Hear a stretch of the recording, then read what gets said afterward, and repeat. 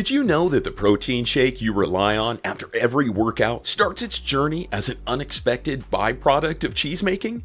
Yes, you heard that right. That smooth, muscle-building magic in your blender bottle began as a sticky, leftover liquid. And here's a cheesy joke for you. What do you call a muscular dairy farmer? Way too strong. But how exactly does it transform from that humble beginning into the protein powder that fuels your fitness goals? Let's journey into the fascinating world of protein powder and uncover the steps to go from farm to shaker and ultimately to your muscles. Protein powder is one of the most popular dietary supplements on the planet, prized by athletes, bodybuilders, and fitness enthusiasts for its ability to promote muscle growth, aid recovery, and support overall health. While whey protein might be the star of the show, it's not the only player in the game. Casein, soy, and pea proteins are also vying for a spot in your shaker bottle. Each has its own unique superpowers, but today we're focusing on the journey of whey, the MVP of the protein world. The journey begins at dairy farms, where cows are milked multiple times a day. This milk, rich in nutrients, contains the crucial proteins that will soon be separated and refined into what we know is protein powder. Protein powders have been around since the 1950s. Back then, they were gritty and tasted unpleasant, yet bodybuilders used them in pursuit of gains. Today, protein powders are a multi-billion-dollar industry, projected to reach over $47.4 billion by 2032, up from $26 billion in 2021. What turned this byproduct into a fitness staple? How does fresh milk become the powdered supplement on your kitchen counter? We're diving into the entire process, from farm to factory, and ultimately to store shelves. Get ready to discover how a simple raw material becomes a nutritional powerhouse. You'll be the Einstein of whey. Stay tuned because the entire procedure will surprise you. Imagine a vast dairy farm where state-of-the-art machines work around the clock, milking cows with precision. But what really happens between collecting the milk and turning it into protein powder? Let's break it down. At today's dairy farms, technology plays a big role. Robotic milking machines milk cows 2 to 4 times a day based on their natural cycles. Each cow produces around 6.5 gallons or 24 liters of milk daily. Timing is crucial. Milking at the wrong time can stress the cows and reduce milk quality and quantity. Robot systems use sensors to identify each cow, monitor its health, and measure milk production, ensuring that only the best milk is collected. These systems also check for any abnormalities, helping to maintain a high standard of milk quality, which directly impacts the protein powder made from it. But it's not just about the milking machines. Once the milk is collected, it needs to be handled carefully to avoid bacterial contamination. Harmful bacteria like Salmonella and E. coli can multiply quickly in warm milk, turning it into a potential health risk. Without proper handling, milk can spoil within hours. Here's a fun fact. In the time it takes to watch this video, a single bacterium in warm milk could multiply into millions. That's not something you want in your protein shake. Transporting milk from remote farms to processing facilities adds another challenge. The milk needs to stay fresh, which means keeping it cool during the journey. This is where rapid cooling comes into play. Right after collection, milk is cooled to around 7 degrees Celsius or 45 degrees Fahrenheit, slowing bacterial growth. Then, it's transferred to specialized refrigerated tanker trucks that maintain a constant temperature to prevent spoilage. Think of these trucks as giant mobile refrigerators cruising down the highway like the Secret Service of the dairy world, protecting their precious cargo. Next time you see one on the road, know that they're on a mission to keep your future protein shake safe and tasty. The trucks are insulated to shield against external temperature changes and are equipped with real-time monitoring systems to ensure the milk stays cold throughout the journey. By the time the milk reaches the processing plant, it's as fresh and as safe as when it left the farm. And this is just the beginning. Once the milk arrives at the factory, it undergoes even more rigorous processes to become the protein powder you love. But before we move on, here's a quick question for you. Can you guess how many gallons of milk it takes to make 1 pound of whey protein powder? Think about it, and we'll reveal the answer later in the video. Get ready, because the next step in our protein journey is going to heat things up. Literally. Ever wonder why milk doesn't spoil as soon as it's collected? The answer is pasteurization, a method that's been around for centuries and is used in almost every dairy product we consume today. It's the first step in making raw milk safe for further processing. Pasteurization may sound complicated, but it's actually a straightforward process that has revolutionized food safety. Picture fresh milk being heated in a large stainless steel vat. As the temperature rises to around 70 to 80 degrees Celsius or 158 to 176 degrees Fahrenheit, steam forms, and the milk seems to bubble like it's gearing up for a battle. Think of this vat as a gladiator arena. On one side, we have the good guys, nutrients like proteins and vitamins. On the other side, harmful bacteria are ready to spoil the milk. The heat is the sun shining down on this epic showdown. And spoiler alert, the milk always wins, thanks to pasteurization. This process is the milk's first big test, a clash against unseen enemies. By heating the milk, we eliminate harmful bacteria like Listeria, Salmonella, and E. coli. But how does this work without destroying the good stuff in milk? Pasteurization is a balancing act. The milk is heated just long enough, usually 15 to 30 seconds, to kill harmful bacteria, but not so long that it damages beneficial enzymes, vitamins, and proteins. It's like microwaving a burrito. You want it hot enough to kill any bacteria, but not so hot that it becomes inedible. In the case of milk, we've perfected this balance. But is pasteurization foolproof? While it dramatically reduces the risk of contamination, it's not a 100% guarantee. Some bacteria, like thermophiles, can withstand higher temperatures, and certain bacterial spores can survive pasteurization and potentially cause spoilage later. Even though pasteurization isn't perfect, it is incredibly effective, eliminating up to 99.9% of harmful bacteria. Any remaining bacteria are usually harmless or too few to cause problems. After pasteurization, the milk is rapidly cooled to around 4 degrees Celsius or 39 degrees Fahrenheit to prevent any survivors from multiplying, keeping it fresh and safe for the next stage of production. Interestingly, some people prefer unpasteurized or raw milk, believing it has more flavor and health benefits. However, drinking raw milk is risky. In most countries, selling raw milk is illegal due to potential health hazards. So next time you enjoy a glass of milk or a protein shake, remember to thank Louis Pasteur, the French scientist who developed this life-saving process in the 1860s. With the milk now safe, it's time to separate the good stuff, the valuable components that will become our protein powder. But what exactly are we looking for? Let's find out. And don't forget that question. How many gallons of milk does it take to make a pound of whey protein? Stay tuned for the answer in our next segment. What if I told you the most valuable part of milk isn't the creamy part? Let's find out why the liquid we often discard is actually full of nutrients.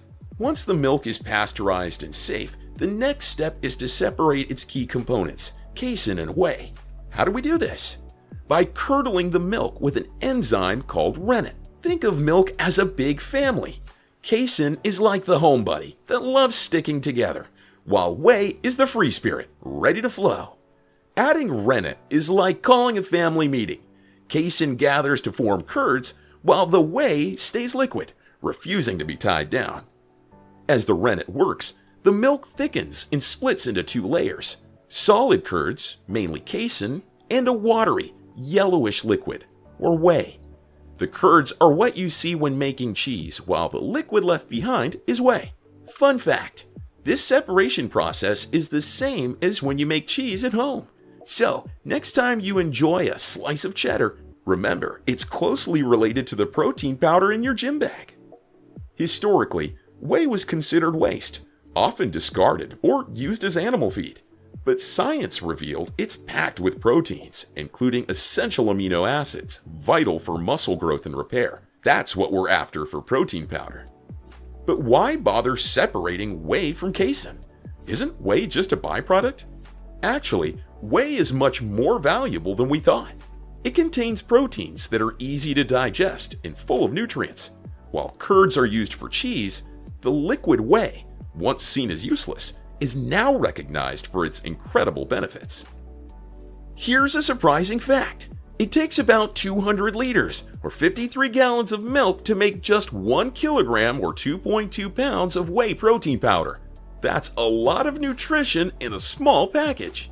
Whey is rich in essential amino acids like leucine, which are crucial for muscle building. It also contains immunoglobulins to support immune health, making it a sought-after ingredient in dietary supplements. But whey isn't the only star in the protein powder world. Remember casein, whey's clingy sibling? It's also used to make protein powder, but digests slowly, providing a steady release of amino acids. That's why some athletes prefer it before bed. It's like a time-release capsule for muscles. Separating whey from milk is a vital step in making protein powder. This liquid, once overlooked, has become essential in sports nutrition, infant formulas, and even medical supplements. Whey's nutritional value has transformed it from waste to a valuable resource. But we're not done yet. Now that we've separated the whey, the challenge is turning this nutrient-rich liquid into a fine, easy-to-mix powder for your post-workout shake. And that's where the real magic happens. Before we move on to the next stage, here's a quick question. How many types of proteins are found in whey? Think about it. The answer might surprise you, and we'll reveal it in the next segment. How do we turn liquid whey into the fine muscle-building powder in your shaker? It all comes down to some pretty cool techniques that use science to extract the purest protein. Let's explore how this works. Once we've separated the whey from the curds, we need to concentrate and filter out the high-quality proteins. The first step is called membrane filtration. Think of it like sifting for gold, but instead of nuggets, we're looking for tiny protein molecules in the liquid whey. Imagine you're in a huge factory surrounded by shiny tanks and pipes, with the hum of high-tech machinery and a faint, sweet smell in the air. You're about to see protein magic in action. Membrane filtration pushes the liquid whey through ultra-fine membranes, like tiny sieves. Smaller water molecules, lactose, and minerals slip through, while larger protein molecules are trapped and collected. This process is done at cold temperatures to keep the protein structure and nutritional value intact, known as cold filtration. Think of this like a nightclub with a strict bouncer. The bouncer, our membrane, only lets in small, simple molecules like water and lactose. The VIPs, our protein molecules, are too big to get through. So, they're left outside, getting more concentrated. It's an exclusive protein party. But membrane filtration is just the start. The next step is ion exchange, a technique that further refines the protein. The whey is passed through a column filled with resin beads that attract specific proteins based on their electrical charge. The proteins stick to the beads, while unwanted fats and lactose are washed away. If membrane filtration is the nightclub bouncer, ion exchange is like a matchmaking service for proteins. The resin beads match with the right protein molecules while rejecting the rest. It's like a tiny dating show, but instead of finding love, we're finding the purest proteins.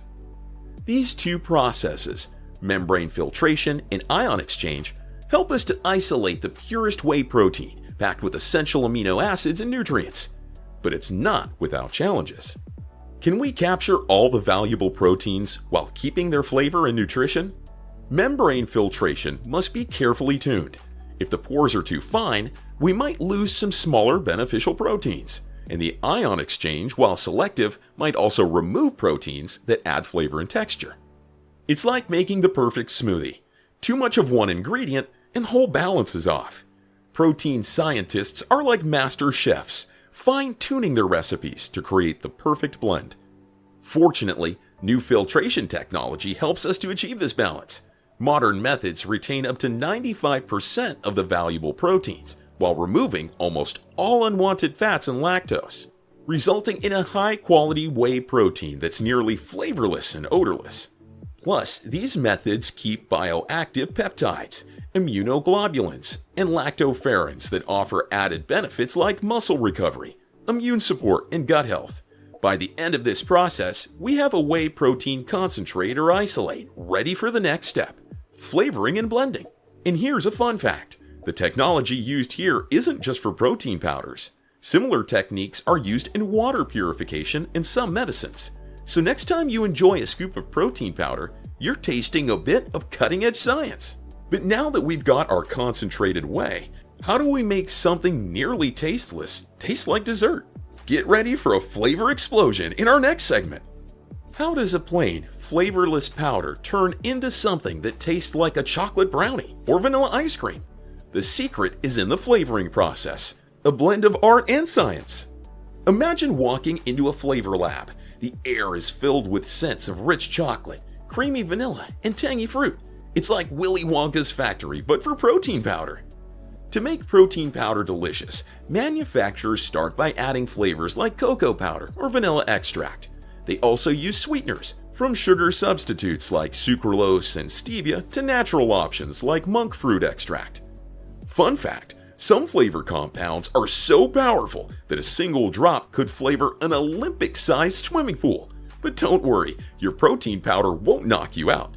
It's balanced just right. Next comes the blending process. Picture a massive industrial blender that can mix thousands of pounds of powder at once. It combines the whey protein with the flavorings, sweeteners, and sometimes other ingredients like thickeners. The goal? A smooth, consistent mix that tastes perfect in every scoop. This isn't your average blender. High-speed mixers create a vortex that lifts the powder, evenly distributing the flavor particles and preventing clumps. If you were inside, it'd feel like being in a protein powder tornado, a wild ride of taste and nutrition. But how do they ensure every scoop tastes exactly the same? Uniformity in flavor is crucial, and it's no easy feat. Even slight variations in mixing can affect flavor balance. Mix too much, and you could damage the protein structure. Mix too little, and you get clumps. To achieve the perfect mix, manufacturers use large paddle blenders designed for a homogeneous mixture. These blenders move slowly and steadily, mixing all ingredients without damaging the protein or creating hot spots where flavors could concentrate. It's like conducting a flavor orchestra. Go too fast, you get a jumble of tastes. Too slow, and some flavors overpower others. The blending maestros find just the right rhythm to create a perfect flavor harmony in every scoop. Throughout blending, quality control teams test for taste, texture, and consistency, ensuring every batch meets strict standards before packaging. And now, a fun question. What's the weirdest protein powder flavor you've ever tried or heard of? Pizza? Bacon? Leave a comment below with your wildest protein powder experiences. But flavor isn't everything. What about keeping it fresh? How do you seal in that delicious taste for months? Stick around for our next segment, where we'll reveal how to keep your protein powder fresh, flavorful, and ready for action. Once the protein powder is blended to perfection, it's time for packaging. This might seem simple, but it's a highly automated process designed to preserve freshness, flavor, and nutritional value. Imagine a high-tech dance of machines, each performing its role with precision. It's like a ballet, but with bottles, pouches, and protein powder. Packaging starts with machines that fill each bottle or pouch with an exact amount of powder, down to a fraction of a gram. These machines are so precise, they could measure enough protein powder to bulk up an ant if ants were into bodybuilding. As the powder is dispensed, the machines minimize air exposure to prevent oxidation and keep the powder fresh. The containers then move swiftly down a conveyor belt, where they are sealed using heat or induction to create an airtight barrier, locking out moisture and contaminants. Next, each bottle gets labeled with the product name, nutritional facts, expiration dates, and batch numbers, like a unique ID card for every bottle. Imagine if protein powders had passports. This would be them. The machines hum and clank, filling, sealing, and labeling each bottle in a rapid rhythmic sequence. Picture the sound as the heartbeat of the factory, pumping out protein powder to fuel fitness enthusiasts worldwide. But how do they ensure every bottle is perfect and contains exactly what's promised? That's where rigorous quality control comes in. The packaging process includes several checkpoints to catch any inconsistencies or errors. X-ray machines scan each bottle for foreign objects or contaminants, like airport security for your protein powder, ensuring no unwanted guests sneak in. Infrared sensors measure the fill level of each bottle, so they're filled correctly every time. These sensors are so sensitive, they might even detect if someone sneezed near the production line. Not that it would be allowed. Random samples are pulled for detailed inspections like taste tests, texture checks, and chemical analysis to ensure they meet the manufacturer's strict standards. Imagine being a professional protein powder taster. If any batch fails, it's rejected and reprocessed or discarded. These checks are crucial to guarantee every bottle meets safety and quality standards. From farm to packaging, every step is monitored to ensure a product that's safe, effective, and delicious. Consistency across all batches means that whether you buy a protein powder today or a year from now, you know what to expect. But here's something to think about. With all this technology, how has the environmental impact of protein powder production changed? While packaging methods have become more efficient, there's still room for improvement in sustainability. Some companies are exploring biodegradable packaging or using recycled materials. It's an ongoing challenge, balancing product quality with environmental responsibility. And now, it's time for the protein powder to hit the shelves. But how does it get from the factory to your local store or front door? Stick around for our final segment, where we'll follow that journey all the way to your shaker bottle. From factory to fitness fans, where does your protein powder go next? Once your protein powder is packaged and quality checked, it's ready to be shipped. Loaded into boxes or pallets, it heads out onto trucks to destinations worldwide, gyms, kitchens, and stores everywhere.